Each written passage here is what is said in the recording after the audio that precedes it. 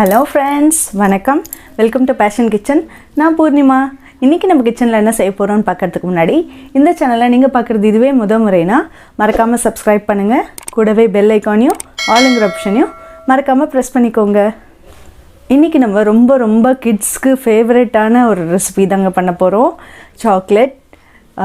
இது வந்து ஒரு இன்ஸ்டன்ட்டான ரெசிபி, ரொம்ப குயிக்கா ஈஸியா பண்ணிடலாம்.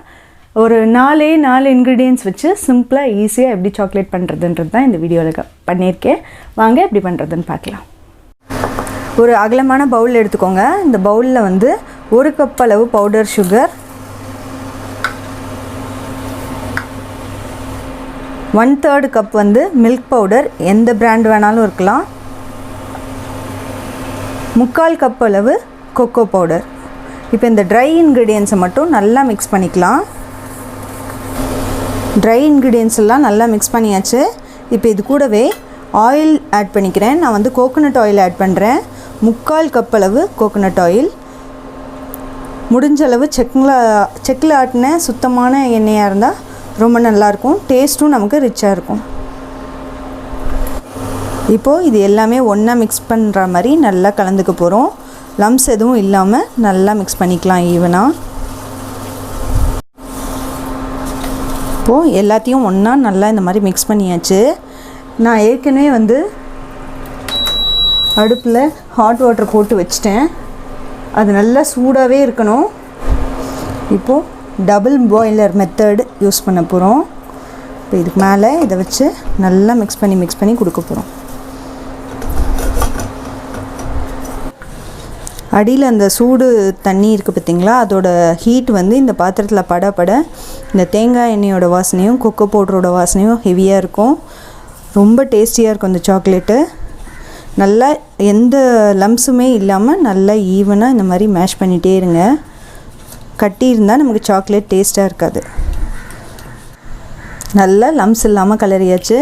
பார்த்திங்கனாவே நல்லா கிளாஸியாக தெரியும். முன்னைக்கு இப்போ டிஃப்ரென்ஸ் நல்லா தெரியும். இப்போ இந்த ஸ்டேஜில் இந்த மாதிரி சிலிக்கான் மோல்டு விற்கிது. இந்த மோல்டில் வந்து நம்ம கொஞ்சம் கொஞ்சமாக எடுத்து ஃபில் பண்ண போகிறோம்.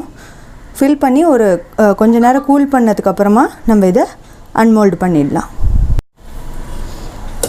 இப்போது இந்த மோல்டில் வந்து நம்ம ஊற்றலாம். ஒரு பாதி ஆட் பண்ணிக்கோங்க. ஆட் பண்ணிவிட்டு ஏதாவது ஒரு நட்ஸ் போட்டுக்கலாம். போட்டுட்டு பேலன்ஸ் மேலே ஊற்றுங்க.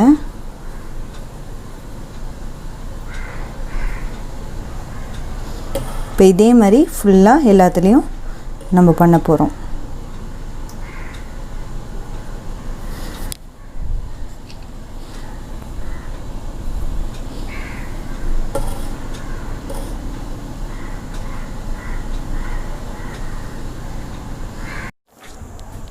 இப்போ எல்லா மோல்ட்லேயும் நம்ம வந்து ஃபில் பண்ணியாச்சு. கொஞ்ச நேரம் ஆறட்டும். அப்படி உங்களுக்கு உடனே வேணும்னு நினச்சிங்கன்னா ஃப்ரிட்ஜில் வந்து ஒரு 10 to 15 minutes வச்சு அதுக்கப்புறமா நீங்கள் மோல்ட்லேருந்து எடுத்துடலாம்.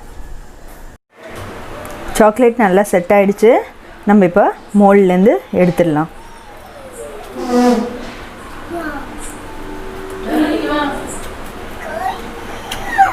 இப்படி லைட்டாக பண்ணிங்கனாவே ப்ரெஸ் பண்ணிங்கனாவே அடியில் ஈஸியாக எடுக்க வந்துடும். சூப்பரான ரொம்பவே எம்மியான கிட்ஸ் ஃபேவரட்டான சாக்லேட் ரெடி ஆகிடுச்சு. ஹோம்மேட் சாக்லேட்ஸ் ரொம்ப டேஸ்டியாக இருக்கும். இதில் முக்கியமாக நீங்கள் பார்த்தீங்கன்னா நான் கோகோனட் ஆயில் வச்சு செஞ்சுருக்கேன். இந்த கோகோனட் ஆயிலுக்கு பதிலாக நீங்கள் பட்டரையும் யூஸ் பண்ணலாம். பட்டர் பார்த்தீங்கன்னா மெல்ட் பண்ணிக்கோங்க. மெல்ட் பண்ணி நான் சொன்ன அதே ப்ரொபோர்ஷனில் ஆயிலுக்கு பதிலாக பட்டரை மெல்ட் பண்ண பட்டரை யூஸ் பண்ணிங்கனாலும் நல்லாயிருக்கும்.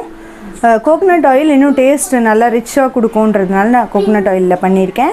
நீங்களும் செஞ்சு பாருங்கள். செஞ்சு பார்த்துட்டு உங்களோட கமெண்ட்ஸை மறக்காமல் சொல்லுங்கள். அடுத்து ஒரு இன்ட்ரெஸ்டிங்கான ரெசிபியில் உங்களை வந்து மீட் பண்ணுறேன். தேங்க்யூ.